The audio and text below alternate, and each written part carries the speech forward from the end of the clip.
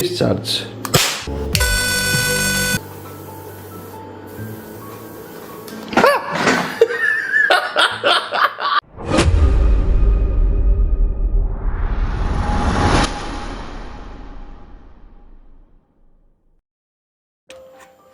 Hello and welcome to Starboard Science. Today we will be making a potassium picrate, and we will be making potassium picrate because I want to show you a composition that behaves like lead picrate. However, it lacks the toxicity of lead picrate because lead picrate is a very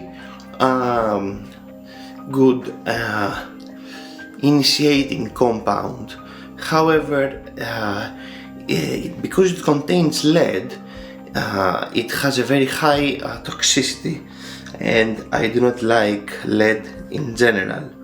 So we will be making potassium picrate, and then we will be oxygen balancing it with potassium permanganate. And as you will see, this mixture behaves like lead picrate, and even maybe more energetically than lead picrate. And it's capable of DTT, detonation, deflagration to detonation transition. And yeah, enough of me yapping. Here is our reagent. This is 2.5 grams of picric acid, and this is an large excess of potassium hydroxide. And what we will be doing is we will be dissolving this in water to make a clear solution, and then we will be adding a solution of potassium hydroxide in it to precipitate potassium picrate, which then will be filtered and dried. So here we are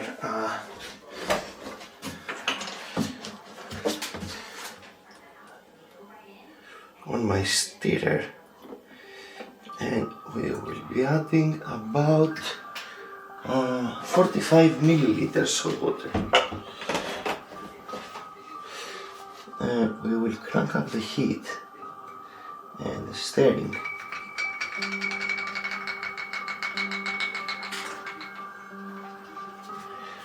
until all the picric acid dissolves.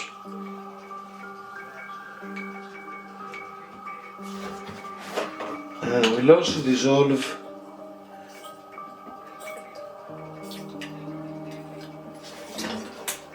the potassium hydroxide in a small amount of water.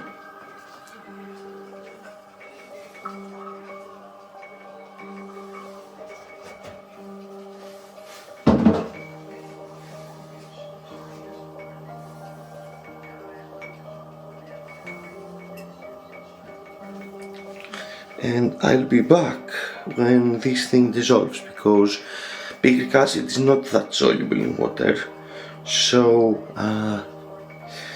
it will take its time, and we need it to be fully dissolved in order to make potassium picrate. Otherwise we will have a mixture of potassium picrate and unreacted picric acid, and it will not perform as it should perform.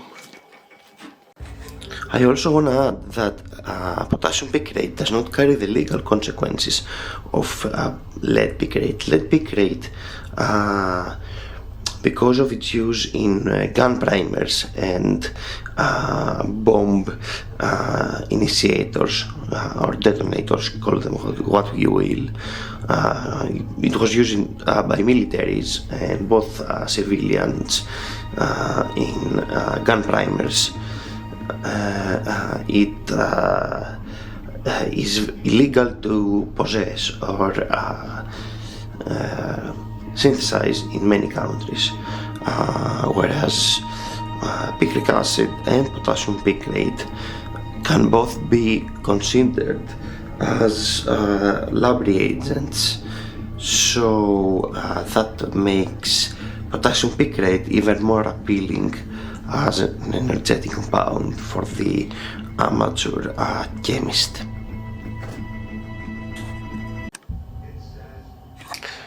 And so everything has been dissolved fully, so it's time to add the potassium hydroxide and precipitate the crystals of potassium picrate. So here we go, let the magic begin.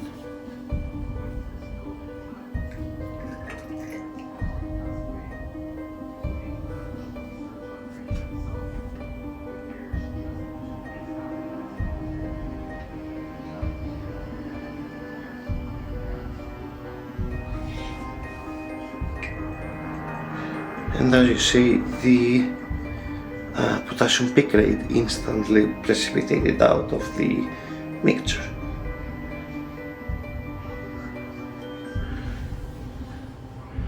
Now we're gonna stir it for a while to ensure that it fully reacted.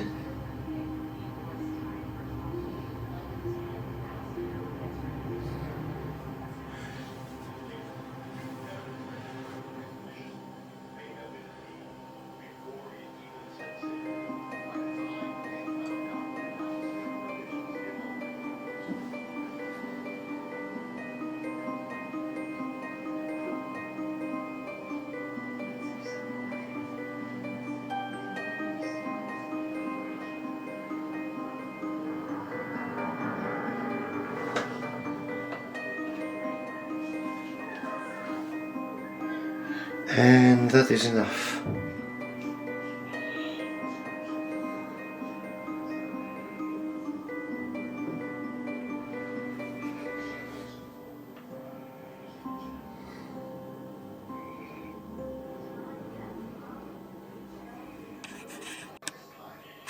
And here you can see the crystals of potassium picrate sinking down in the solution. And now we're gonna cool this in the freezer and then filter it. And since I want my hot plate to dry the mixture in a while, I'm cooling it down with a large beaker with water and a stirrer bar. So when I try to heat the potassium picrate, it doesn't blow up, because that hot plate was well, really hot.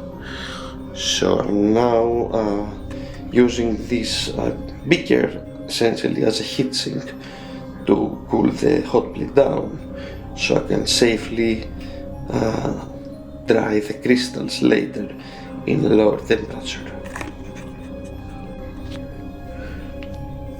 So now that the solution is cold and everything has been precipitated, we will filter it.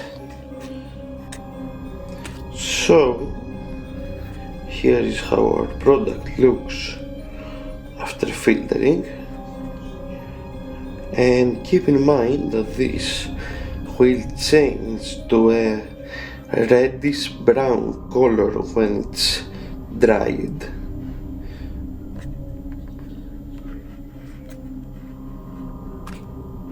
And we're drying it at 50 degrees Celsius nice and slowly, because this thing can deflagrate violently if well, ignited by some source of heat. So we take some precautions in drying it. Gentle heat is applied. And this is what it looks like after being dried.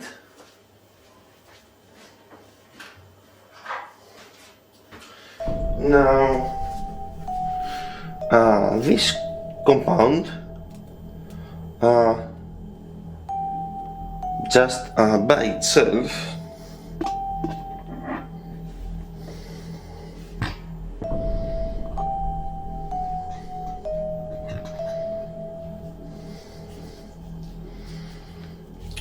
just deflagrates on flame. It's nothing special.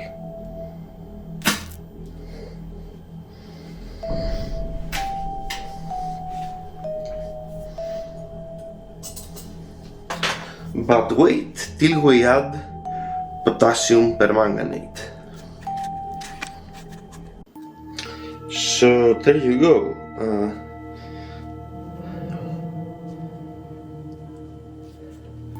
We're ready to mix it with potassium permanganate, and you'll see what happens when we do that. So, lead picrate, Haha. Well, who gives a shit about lead picrate? This is 30% potassium permanganate and 70% potassium picrate.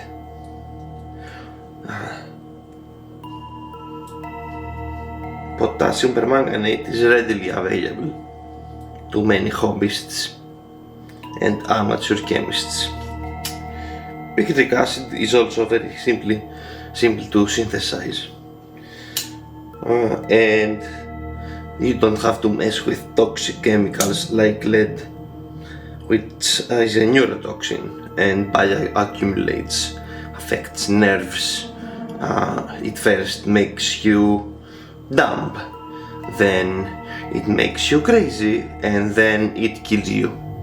So I do not like lead, but I do like picrates. So yeah, here's a demonstration of unconfined 50 milligrams of this mixture.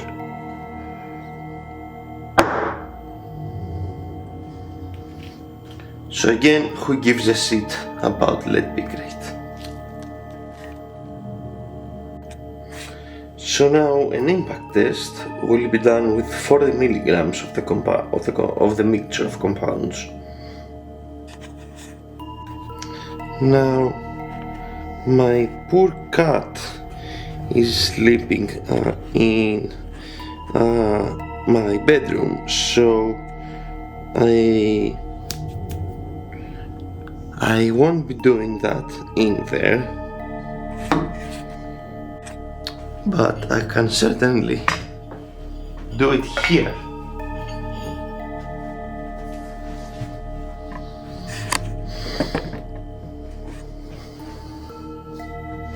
So 1, 2, 3. Oh, fuck off.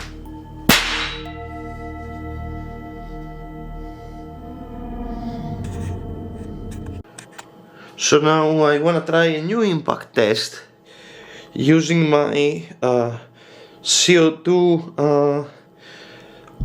7.5 millimeter air gun. So here goes nothing. I don't know what's gonna happen. And yeah, it detonated.